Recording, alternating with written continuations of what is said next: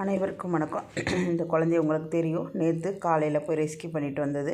அதாவது கார் ஸ்டாண்டுக்கு பக்கத்தில் யாரோ அடித்து போட்டு போயிட்டாங்கன்னு தகவல் வந்தது. போய் எடுத்துகிட்டு போய் ஃபஸ்ட் எய்டு கொடுத்தங்க.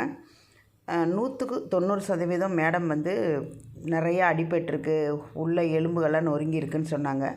முடிஞ்ச அளவுக்கு ட்ரை பண்ணலான்னு நேற்று நாங்கள் காலையில் ட்ரை பண்ணோம். அப்புறம் நேற்று ஈவினிங் அவளுக்கு சிடி இருக்குதுன்னு கன்ஃபார்ம் பண்ணி சொன்னாங்க மேடம். என்ன பண்ணுறது, ரொம்ப கண்டிஷன் கொஞ்சம் மோசமாக தான் இருக்குது. ஏன்னா சிடி இருக்கிறது அடிப்பட்டதுக்கப்புறம் தான் தெரியுமாமா.